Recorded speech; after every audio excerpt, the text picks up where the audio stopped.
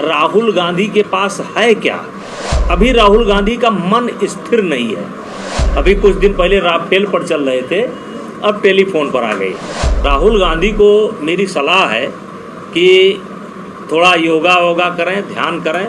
सत्यपाल मलिक के अलावा कोई मिला भी नहीं जो उनको इंटरव्यू दे दे। तलाशे भी तो अपनी ही 2 कॉपी तलाशा उन्होंने। अब ये छुप रहे हैं।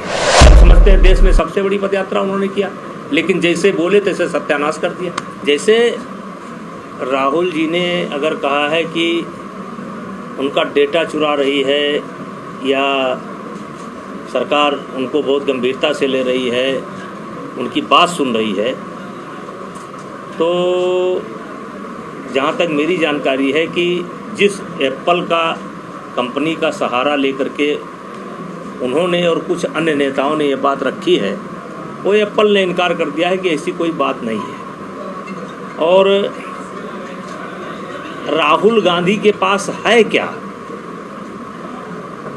कि कौन उनकी बात को चुराएगा, कौन उनकी डेटा को चुराएगा? है क्या उनके पास?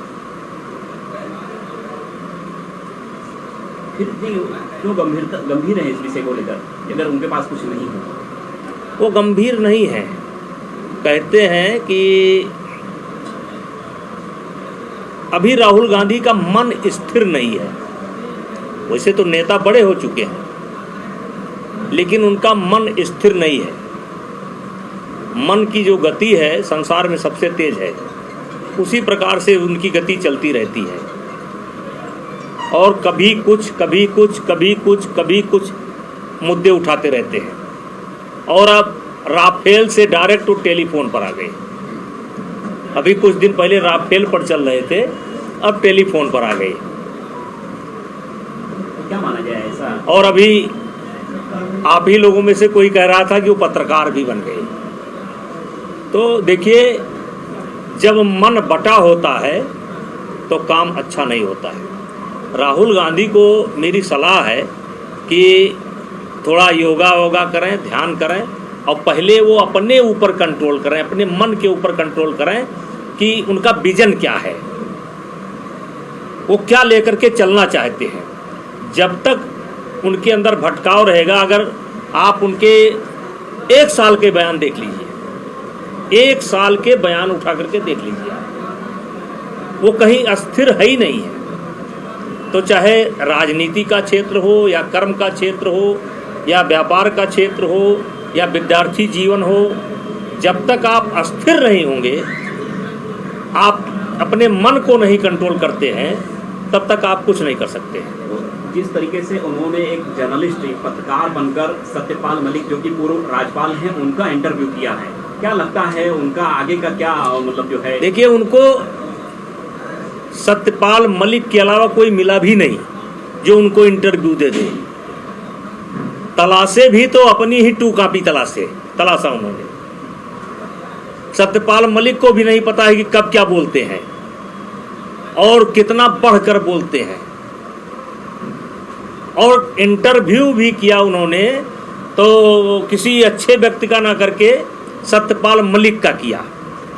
तो वही मैंने कहा था कि जब तक मन बटा रहेगा तब तक वो कुछ नहीं कर सकते हैं।